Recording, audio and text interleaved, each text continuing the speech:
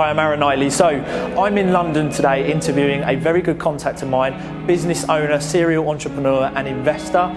Stick around because in today's episode I'm going to be showing you who I'm interviewing and we're going to be diving into some awesome content on the entrepreneur mindset and how you build a successful business.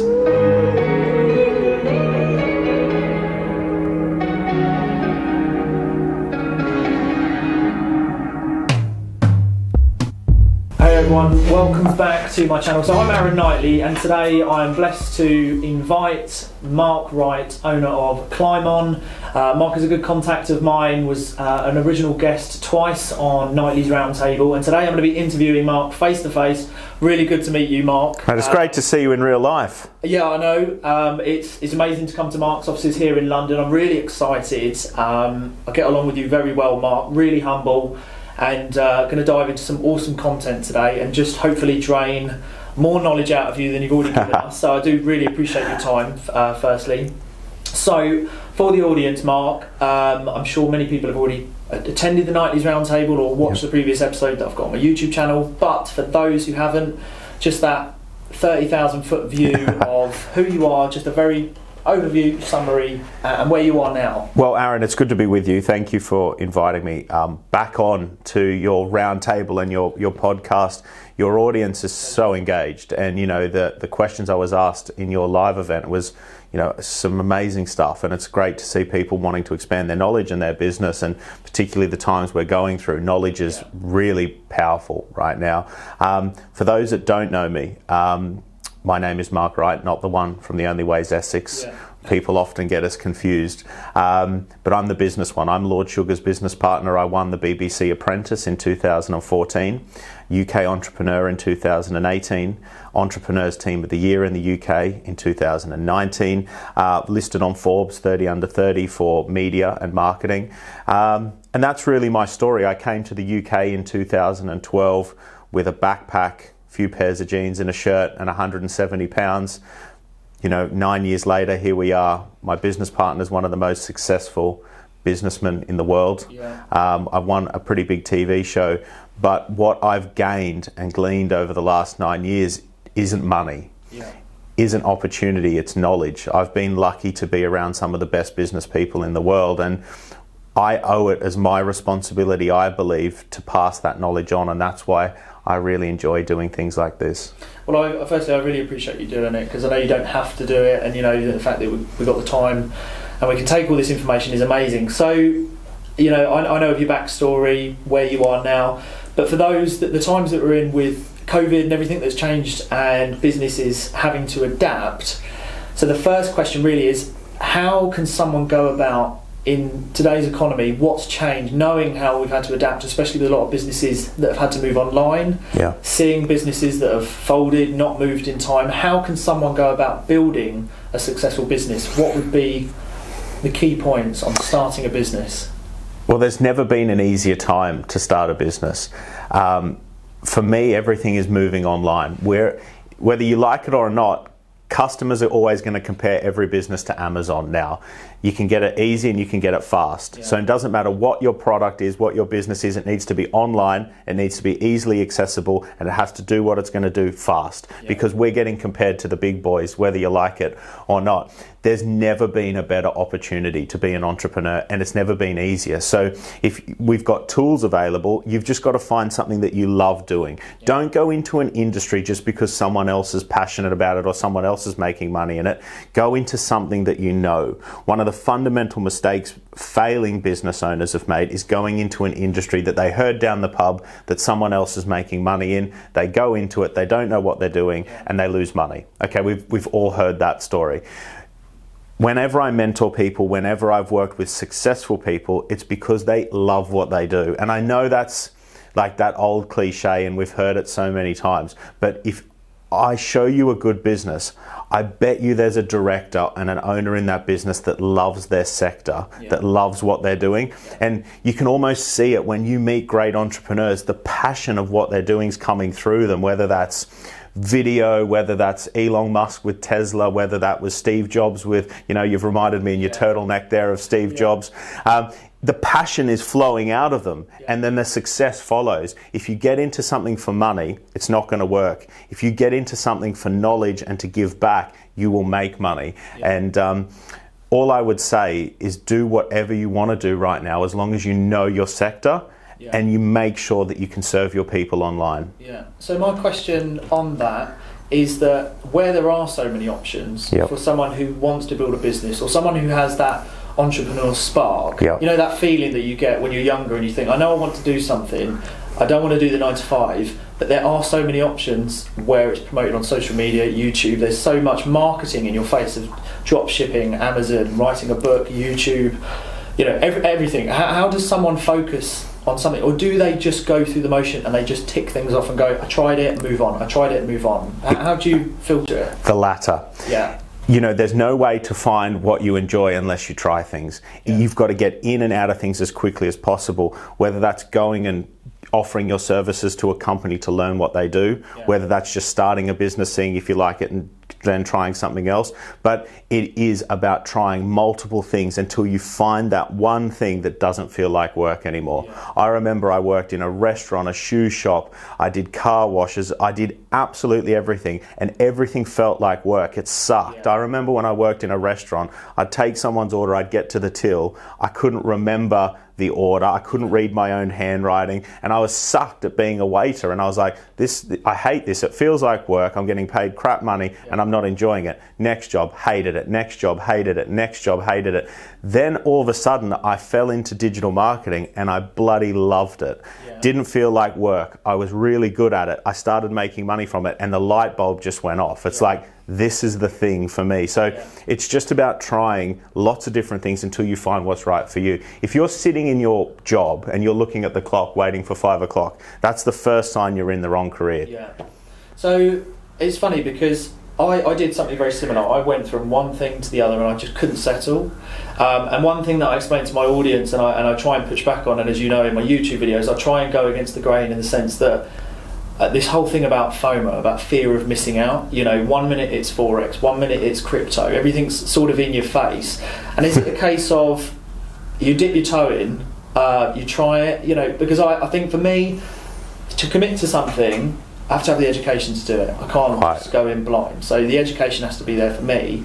How much time would you spend educating yourself on something? Because my thing where I'm going with this is your value of time. So if you did want to try something new, how much time would you spend actually exploring it? Or would you just go, doesn't feel right, I'm not buying into this, move on to the next thing? So successful people talk about ROTI, return on time invested. Okay, anything you do, there's a direct consequence of investing your time. So anything you do has got to be worth your time. Instagram gives us this fear of missing out thing. I don't get Forex. I don't get it. I don't know what it is. I don't know how it works, and it just seems like nonsense to me. Now, there's probably guys and girls out there making loads of money on it, and good for them. But that's not my deal. I know I don't enjoy it because I've read it. I just don't know what they're talking about. I'm not prepared to go away from what I'm doing to invest the time to learn the skill because I'm already making money in something else. So I just need to be okay that that's a thing, but it's not for me. Because I've looked at it, it didn't feel right, and I've left it. That doesn't mean it's not right for someone else. When I got into property, I loved it. I got it. I understood if I do this and I take it for this amount of time, I make money. And I got that and I enjoyed it and it worked. So that works for me. Business works for me. Property works for me. Crypto I've tried in and out of, I'm struggling with it. Forex, don't get it. Other things don't. Gold and silver, again, is another thing that I've looked into and I just don't get it.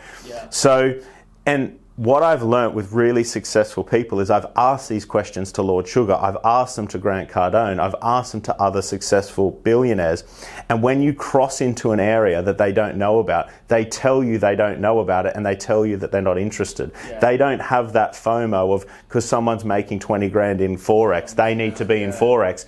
So it's about staying in your lane, getting as much knowledge in that lane as possible and owning it. So rather than having 5% in every lane and pretending you're a master of all things, which you can't be, we only have 24 hours in the day. My time is spent reading property books, listening to startup business books, looking at medium-sized enterprises, how to scale them. So I want to be an expert in property and business, and they're the two things I do my reading on, my podcasts on, because it's the best return on investment for my time. Yeah. And on that, so I totally agree, and my take off of that as well, before we go on to the next topic, the next question, is for me it's about cash flow as well. So I'm not necessarily passionate about a certain product, I'm more passionate about the cash flow that then allows me to invest behind the scenes, rather than, as you say, deviating and going off, but staying in your lane, building that business. Do you think, I think people get caught up or with the whole FOMO, they want to look busy because other people are looking busy, and I think where you can make great strides is where you forget the noise, and you actually focus on yourself. Because for me it's cash flow, building that business and then investing behind. But yeah, FOMO is a big thing at the moment, and I know it's a question I get asked a lot, so it's great that you've just backed up about staying in your lane. So that's don't do anything because anyone else is doing it. Only do things because you enjoy doing it. Point one, and point two, it serves your goals, it serves your purpose. If you're doing something just because you want to look cool, like crypto is the new keyword for people to get involved with, to sound like they know about what's going on in the world. One of my friends, our friends, Matt, is heavily into it, and it's working for him hugely, and it's great. It's just something that I haven't spent enough time getting knowledge about, and I'm not prepared to make a call whether it's good, bad, indifferent, whether I should be involved. The biggest risk to someone's finances is going into something blind. Having a lack of knowledge about anything, whether it's property, business, crypto, whatever it could be, is going into something and just going in, not knowing what you're doing and losing your money. That's those stories where you hear, I started a business and I went broke. I bought a property, didn't work. It did work, or you just didn't have the information you needed. You had an information problem, not a property problem. So that's the main thing, is people need more education before they go into anything. Are you able to share what you shared on our roundtable about what Lord Alan Sugar said about property and business? So on my first week of working with him, I should say, what people don't know about him is he's one of the biggest property landlords in the United Kingdom. He's made over £1 billion from commercial property, and on one of my first weeks working for him, he pulled me in and he said, I was talking to him about property, and he said, listen, you do property to make money and you do business for fun. And it was just like a mind expanding moment where you've all read it and you've seen the YouTube videos, you see it on Instagram, but when you've got a real life billionaire saying you do property to make money and you do business for fun, it hits you pretty heavily. And it's just stuck with me my whole career. I've said that story 1,000 times, and 95% of all self-made millionaires have done through property. And you've just got success leaves clues, doesn't it? Just look backwards at everyone who's gone before you, from Andrew Carnegie, Lord Sugar, Richard Branson. If you look at any multi-billionaire or multi-millionaire within their diversified portfolio, there is 9 times out of 10 property. So I would be crazy not to do that. If I want to be successful, I love my businesses and they are really fun. Like the stuff we do in here, creating products, the stuff that goes on, the noise that happens in a day, it is really fun. Property is really boring, but it does make good money for the long-term return. So he was right, and it was the best advice I ever got, I think. That's amazing. I mean, that's my take on it, is property is the storage of wealth. It's proven. And one thing you did say, actually, which has always stuck with me, is if you've got a recipe to make a cake, if you don't know how to make a cake, but you follow the recipe, you might end up with a cake. So I like... This is it. And it comes back to your thing about cash flow, is my businesses create cash flow for me. Now, what do you do with that cash once you generate it? I didn't think about this problem before I got started. I just wanted a business. Then I got a business and it started making money. Then I started making money and I thought, what the hell do I do with this? I put it in a bank, and the bank will give you, if you're lucky, 1% interest. Now, 1% on your money is terrible. Then you've got these things called pensions and ISAs, where it's not, they make them sound good, but they're just as bad. So I thought, well, what am I going to do with this money? Because if I leave it in the bank account with inflation, it's actually, I'm going to lose money. I'm going to lose that money I've created. So I need to park it somewhere that makes me more money. Now, you can go around the houses in any industry, any sector, anything, for me, property is the safest bank for your money. And I treat my properties like storage for cash. And it's how I've justified it in my head. If I put this money in here, banks collapse. You can go to the bank today and ask them for your money. They say we haven't got it, and there's nothing you can do about it. If you buy bricks and mortar, it doesn't matter what happens with inflation, with cryptocurrency, anything else, you own that asset. And for me, I much trust the Bank of Mark over any other bank in the UK. I like that when you said, if you can't make your own pension in 40 years of working, you know, what can you do? Well, I'm not here to give pension advice, but what's crazy to me is a pension is putting money somewhere else for some spotty-faced kid in Canary Wharf to invest your money. Now, how do you trust some guy in Canary Wharf with your money more than you trust yourself? Wow. I mean, people need to get smart with this, because they're going to go to get to 65, 70 years old, and they're going to go to cash in their pension, and they're going to say, give me my money, please. And they'll say, we ain't got it. We lost that money. And they're going to say, what do you mean? I was told if I save and if I do this and pay this percentage of my wage, I get money at the end. Oh yeah, but we lost it in the crash of 2000 and whatever. I didn't know that could happen. And again, it's a lack of information. I mean, it's good for me and it's good for you, because we look into stuff, we make money from stuff, but the average person believes what they're told. They don't look into things, and they don't educate themselves about money. Financial education is the most important thing you should have as an adult, because if you can learn to invest any amount of money, you'll never need money.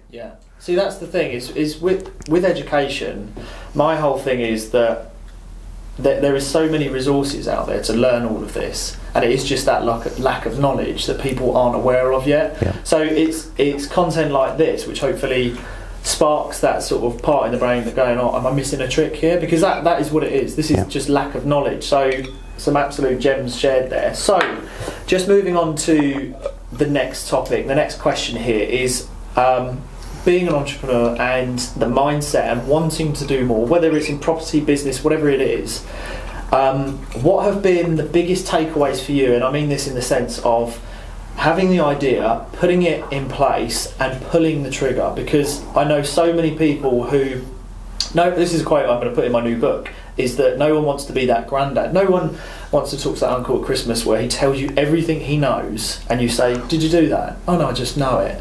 And it's just that hoard of knowledge but never pulling the trigger. So what have been your biggest takeaways to building a business that when you took action, you know, how important was taking action to get where you are? Taking action, I think, is 95% of the entire success of a project. Over-analysis is a thing that kills most investors and most entrepreneurs. Is they get an idea, they get the information they need, they know it's the right thing for them, and then they spreadsheet it to death. They kill it by, okay, let's use property as an example. I want to buy that building, and you will find every mathematical excuse not to do it. Oh, in 3 years, if interest rates do this, it would lose money. That you find a reason not to do it. And it's the same with business. You get everything you need, and then you'll start finding all the reasons not to do it. Oh, my mum said that, you know, I should get a safe job. Oh, that industry seems like it goes up and down. Some reason not to do it. And most of the failures or people's failures in the boneyard are things they never did. It's not the things that they did, because I don't believe you can really fail by going into something, because if you go into something and it doesn't work, you learn. If you go into something and it succeeds, you're a success. So what can you actually lose by going into something? And do you not find that you've touched on a really valid point, and this is something that I say, is that if you've got the right network, education, you're willing to pull the trigger, even if something doesn't successfully happen that you wanted it to, a new door opens. 100%. Because I never would have, it's weird to think that ideal in investments, but yet you go back 10 years, you would not put the person I was 10 years ago to what I do now. You just wouldn't put, but doors open. So originally I wanted to go into developments. Well, you know, I tried and did things in project management, then I went into HMOs, and then I did other things. But doors opened when I continued to learn, and when things failed, and then you, like you say, you know, you found your niche in digital marketing. I found my niche in, I quite like numbers. I quite like raising investment. So it's weird how doors open, but you don't know they're going to open, and that's leads you to where you are now. It's just understanding, number one, the process was going to take care of itself anyway. Yeah. Just, whether you're religious, whatever it is, having goals, having a plan, whatever it is, just know that if you head in the right direction, you keep taking actions, things will take care of themselves. Most people are achieving 30 or 40% of what they ever could in life, both in their health and wellness, but also financially. Yeah. I mean, what you can create if you start your own business, if you start investing in the right way, the amounts of money is unbelievable. Yeah. And then you'll look back and be furious that you didn't do it sooner. Yeah. But the thing that's stopping literally most people is just not taking action. They have a great idea. Oh, I thought of Uber. I thought of Just Eat. Well, why aren't you owning Just Eat? Oh, I didn't do it because, whatever, I didn't have the resources. Yeah. If you look hard enough, you've got the resources in everything you need around you, in your network, in your connections, whatever it might be. Yeah. You just need to take that first step, which is action, quitting your job. That was the hardest thing I ever did in my whole career to date, was quitting my job to start my own business. Yeah. The fear was insane. I've never felt anxiety like it. That's when I cut the cord of that safety net. That was still one of the toughest days of stress. I don't know where that stress come from. I think society, because you grow up your whole life, you finish school, you get a job, and you work hard, and then you retire, and then you die. Yeah. That sounds like a pretty bad deal to me. So I quit my job, and the stress of oh shit, if I don't go and make some money, there's going to be none coming in the door. And then I started doing it and realized it's actually pretty easy to bring money in the door. Okay, so how much money can I bring in? And then what can I create? And then all of a sudden, now I would never get a job ever again. And yeah, it's exciting. I totally agree. I would say when I've made some of my biggest money is when I didn't believe that it could be possible. And then when it happens, you think, oh, okay, that's physically just happened. And then that for me, it was a light bulb moment. And I don't think enough people see those light bulb moments. But when they do, then you realise, oh, actually, you can make cash. If I continue, and actually, if I go harder, I can get more. So it's a snowball effect, and I love that. And what I want to touch on, and this is something I'm really keen to dive in as we move on, is how important has your network been? And just touching on that, if you can, what does your circle of five look like, and how important is the network that you're around? So Sir Lord Alan Sugar, and other millionaires and business owners and just positive, supportive people. How important is that, and who's kind of in your circle of five at the moment, or circle of 10? Well, I'm really lucky where I work in advertising, so 3 or 4 times a day I'm going out and meeting business owners. So over the last 9 years, 3 or 4 business owners a day for 9 years, I've met a lot of business owners. And what that exposed me to is patterns of success and patterns of failure. So I see what makes businesses great and the traits within the entrepreneur, and I see what makes business owners not so great. And over the past sort of 9-10 years, I've started meeting people, and anyone who's great, I've just not let them out of my sight. If there's someone I can learn from, whether they're really successful, their business is great, I've asked them to mentor me, I've paid for mentoring, I've brought them in as close friends, and I've changed my circle completely. If you look at the people I hung around 15 years ago to today, they're completely different, and I'm completely different. The conversation is completely different, and it's one of the best things I've ever done, because success rubs off. Yeah. It's almost like a disease in a good way. Yeah. It's like a good coronavirus. You want successful people coughing on you because you're going to catch that, and it's going to work, because it also keeps me motivated. Yeah. I might think I'm doing good because I made a couple of $1 million today, and then I go and meet Lord Sugar and he laughs at 2 million like it's a fiver. It drives me. Like when I'm sitting in the board meetings and they're talking about 30, 40, 50 million quid, like we talk about $1,000. I feel the fire burning inside me to go and prove that, one, I can be at that table, I have the right to be there, but also it changes your mindset, because if you say 50 million to someone, they think that's a large amount of money. If you're in a room where 50 million's like $1,000, you start thinking like that. Yeah. And the power of thinking like that is half the battle. Yeah. changing that level of thinking, what's possible, how to do deals, how to leverage deals, how to use debt, leverage debt, all of these things. And it's coming in almost automatically because the people around you are talking about it, and you start then to understand the conversation, then you start to act in the same way, then you start to get the same results. You raise your own bar. You raise your own bar without even almost picking up on the bar being raised. The people around you are doing the hard work for you. Now, if you hang out with idiots and they're talking about, oh man, you know, the government, man, they're really the reason it's not working for me, and they make it so hard to be rich. If you take full responsibility for where you are, your actions and your situation today, you change the people around you, it will do a lot of the heavy lifting on your behalf. It has done, and it certainly has done for me as well. When I changed my network, and it always sounds harsh to say when you cut people off, but in a good way, and you just choose that time is too valuable, I need to be around the right people. I mean, the fact that I'm able to learn from someone like yourself, you know, that's motivation in itself, and that feeling of that bar being raised without subconsciously knowing that it's being raised. You're just hearing, you know, like you say about going from talking about a few million to 50 million, you subconsciously walk away and you must be just on such a high. So I totally get that. And actually I want to touch on that boardroom feeling of being around millionaires. Everyone, the millionaire word, I suppose being a millionaire actually now is not that cool. Is not that cool. Yeah. Being a multi-millionaire is a little bit more sexy, and the word would be used. What's that feeling like? You know, when did you, for you, was it about making that million? What was it like making the first million? And one thing I want to touch on at the end, which I won't reveal now, and it's something we mentioned on the round table, which is really cool, and I do it in a similar way, not to the scale that you do, but that feeling of getting to that financially secure place. You know, what is the desire of becoming a millionaire or a multi-millionaire, do you think? When I was a kid, all I wanted to do was be a millionaire. And I remember, like at school, we used to talk about $1 million in Australia, and it just seemed like so much money and, you know, this amazing thing. And I remember my first year in sales, I made like $50,000. Second year, 100 grand, 150, 200. And that bar was going up and up and up in terms of my earnings each year.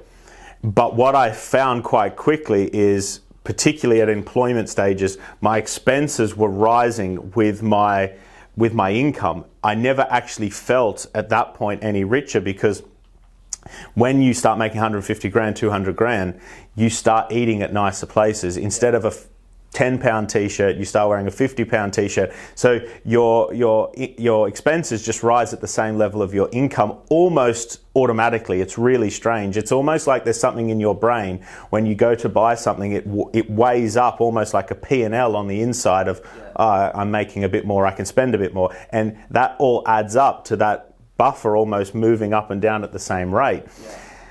Then I started to make really big money when I started owning and running my own companies. And it's really depressing, the answer to this question, is if you are just doing it for the money, it's not going to work, because when you make money, you realize it doesn't feel any different making £1 million to making 100 grand to making 50 grand. It comes back to, I think they say the average psychological studies have showed that once someone goes over 100,000, the impact that it makes psychologically is zero. There's no gain between 100 grand and $1 million. And in doing that, I can tell you it's true. It's really true. And you can see a lot of business people get quite depressed because they set this goal to go and make £10 million. They make it and they realize they've not changed at all. They're still the same person. Their relationship still sucks. Their health still sucks. So they actually get depressed. So you need to do it for other reasons than money, because you will make money, but it's not about money. What can you create for your customers? What can you do for your family? What can you do for yourself? And what are you going to leave behind? If you leave today and no one remembers your name, you've failed. You have failed. If you've not created something to be remembered by, and that's why I do the educational stuff, because for me, I get the best buzz from that, but also I've had people come up to me and said, their business wasn't working, they've come to one of my seminars and that changed their whole life. They're now able to support their family and their business has turned around. That feeling is better than £1 million. Helping someone else is unbelievable. And Yeah, so don't do anything for I know everyone says this, and I try to get away from saying things that I've heard before or that other people say, but you know, I think we all set out as kids hearing this, who wants to be a millionaire on the TV, and million and the lottery and all of this stuff. It builds up this expectation of what you see the people winning the lottery and they've got the champagne and the giant check, and then you look back and in 2 years they're bankrupt they've committed suicide, and you think, what? They won over £1 million. Well, firstly, it's negligible to give someone who's not earned money that much money, because it creates huge amounts of problems. Money brings problems. Yeah. And if you give someone money without we speak a lot in this seminar here, let's talk about education. It's not the end result, it's what you've learned on the process. So if you take all my money and my businesses away today, everything I've learned along the way has taught me how to create wealth, invest it, and hold on to it. So I would make that money again. If you give someone money without the education, you give them problems. A tax nightmare, all of their friends will circle around and try and take it. God knows what will happen. They'll go and buy liabilities that will waste that money, and next minute they're back in the council flat and life sucks. So education, if I was to give anyone any advice, is just to pay for knowledge all the way. Pay for knowledge constantly, reading books, going to seminars, listening to podcasts, because when you get knowledge, you can't take that away. Yeah. Money will come and go, investments will come and go, friends and mentors will come and go, but knowledge that you get for yourself is something you can never take away. And you know, the thing, I totally agree with the knowledge. For me, always starts at education. Whatever you do is education. And with the whole £1 million, again, I think that's a bar that's been built up where people see that £1 million as, I need to achieve that bar. And actually, it's like when you do London to Brighton, they always talk about Ditchling Beacon, the last hill.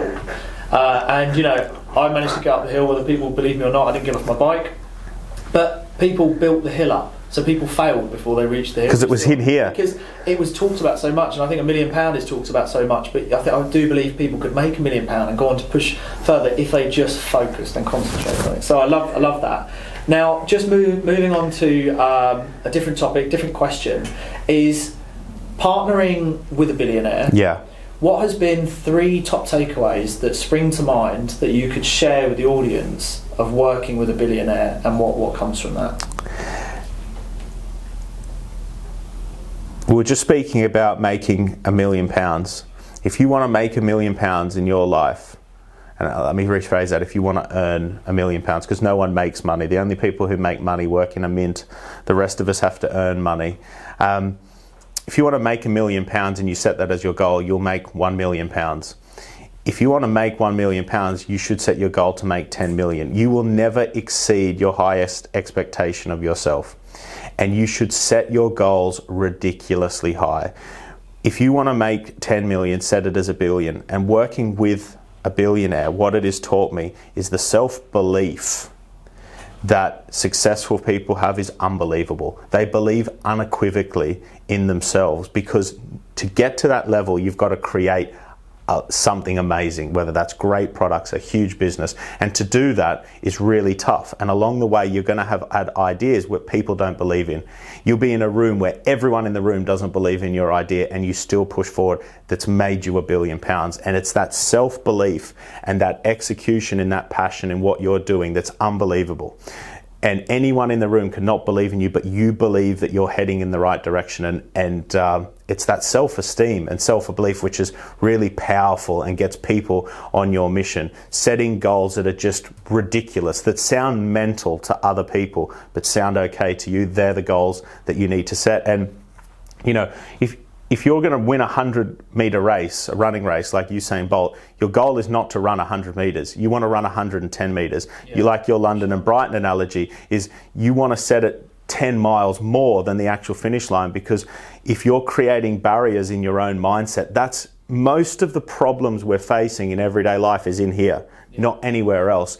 And it's that monitoring that inner monologue that you're talking to yourself, and just setting that expectation of who you are and what you're going to achieve and making it great. Sound arrogant to yourself, and it doesn't matter what anyone else thinks. If you believe in what you're doing, people will get on board, or they won't. Who cares? Yeah. As long as you can believe in the person you're looking at in the mirror every day. It's so powerful. And what I've learned from every successful person, the pattern that they've got is that belief in themselves, that ridiculous work ethic that's almost sickening, and just their level of thinking. You know, they think they can do it, and they see a problem in the world and they don't wait till someone else to solve it. They think, I'm the person to go out and solve that.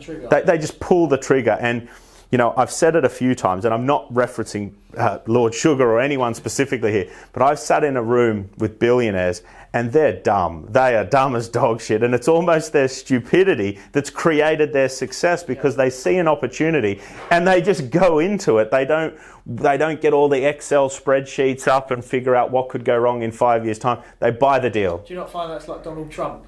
People can't stand Donald Trump, but yet he just seems to do it. He just pulls the trigger, and he believes in himself like unbelievably, and you know, probably to a point that's a bit crazy. But look at the money he's made. He goes into a deal. His book, The Art of the Deal, is great. It's a great business book, and you know, most of his opportunities, the phone rings, he's gone into something and then he's figured out either it's making loads of money or it's the wrong deal, and he exits it. But he also done it off a lot of leverage of debt anyway. Yeah. He got the bank to pay for his debt. And then he got too big to fail. So it's a great way of putting it. So that's amazing.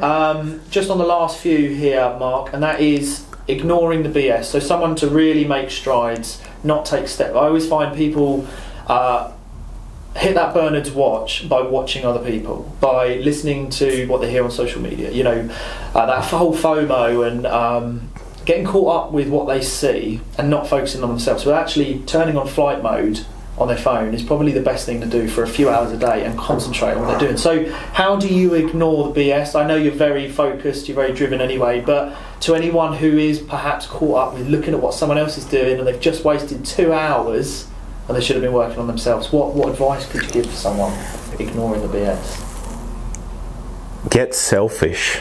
You know, I'm notorious for not responding on WhatsApp or on email or on Teams, and people think, how's this guy so successful? He never responds. That's why this guy's so successful, because I'm putting my goals and my objectives and my loved ones before anyone else that comes in or out of my life. I look at what I need to achieve in my month, in my year, in my week, and I put that above everything else. One WhatsApp message coming on is not going to break my focus from what needs to be accomplished that day. But that fear of missing out, I wonder what it is. Is it that girl from Instagram or whatever it is coming into I've got to look at it and I need to go on there, and then you lose an hour. It's being a bit more selfish. They talk about when you're in a plane crash, putting your own oxygen mask on before you help someone else. It's the same in business. I want to give back. I want to donate to charity. I want to create things. I want to employ hundreds and thousands of people. But to do that, I need to get my house in order. I need to create something that will enable me to do that. Now, looking on WhatsApp and looking at this guy in Dubai and his influencer program is not going to help me do that. So I've been relentlessly selfish about achieving my own goals and success to enable me to help others. And people will talk around and say, is being selfish a good thing? Yes, it is. It's your life. It's my life, and being selfish about my happiness and my success is going to help me give back more than I could have done any other way. The feeling you get when you put that phone on aeroplane mode and you go for a run, you do your admin, you do your emails, you feel pumped up at the end. It is being in the zone. When you sit there and you're kind of like thing and you do a bit of this and you're not really doing any one thing. What did you get done? And you know, I think we've all had those days, even I have them, where you finish a day and you're knackered and you're not actually sure what you've achieved. Now, too many of those in a row cause problems. I still write manual lists. What do I need to do? And what's going to make the biggest impact? You know, not sitting there on Outlook or Teams or WhatsApp. What's going to create big number shifts in my business? And I do those first. Everything else can wait. I agree. And for me, I'm writing my second book at the moment, and I wanted to get it published by the end of April. Slightly put off. So when I'm writing, I'm in the zone flight mode. 2 hours. My wife, anyone else, don't distract me. I've got to write. And I know good contact of mine, Andrew Craig, who wrote How to Own the World. He would write for hours on end, and unfortunately, his family would be knocking at the door, "Are you ready?" But he would be in the zone, and he just for those few hours to be in the zone. So important. Just coming to a close, Mark. Final one. I really liked this when you brought it up on the round table. I love this, and it's something I do. Is I write down each year what I would like to earn, what I want to see this year, just so I can visualise it. And whether I hit it or whether I don't, I want to see it there. I can open it up and I can hit towards that target. I know you did something similar. Yep. What's the target? What does 2021 bring for you in your business? What's the target? Or whatever I want. Yeah. Brings me whatever I want. I look back at my goals from 4 or 5 years ago and I literally laugh at them. One, there was only a few of them. Two, how small they were. And just, it's weird to think that they were my goals. It was like looking back in a time capsule of another human being, because my thinking, even from 4 years ago, is on a different level now of what I can achieve, what I can do. We're in the top floor here of this office, and I used to look at buildings like this and think, God, what are the companies in there and what are the bosses like in there? This is mine now. Now I'm looking over at Blackstone and their massive building behind here, and I'm like, what are they doing up there? I'm sure I'll get up there and I'll be looking for up somewhere else, up the Shard or something. So it's about really thinking big, and I believe right now I can do whatever I want to do. I'd love to take a company public. I've not done that before, so I want to scale a company, take it public, do some more stuff internationally, and I'm really working a lot on my health, just making sure that, if I'm going to do all the things I need to while I'm here, I need to be around for a long enough time. Totally. So, working on my health and that aspect. But right now, I feel like within myself, I've cracked the code. I've understood how to leverage debt to create massive amounts of wealth. When you understand debt, you know that you can access an infinite amount of money. And I always say that there's no secret billionaire dust, that if you meet a billionaire, they sprinkle over you, that everyone thinks there is. But if there was billionaire dust, what they're sprinkling on you is knowledge of how to leverage money. Yeah. And if you don't go out and learn about anything else, go out and learn how to use other people's money at low interest rates to buy things. Yeah. If you understand that, you'll understand how to make money for the rest of your life. That's amazing. I love that finish. So that's going to be one that people will take away. What I want to say is, firstly, Mark, thank you again so much for doing this interview. It's been a pleasure. Loved coming up, seeing your offices, and the content. There's going to be so many takeaways. So thank you so much. Mate, it's my pleasure. It's good to see you. And hopefully in the future, we need to get out for a bike ride or something. Exactly, awesome. And a beer. Yeah, gin. Cool. Thanks, guys.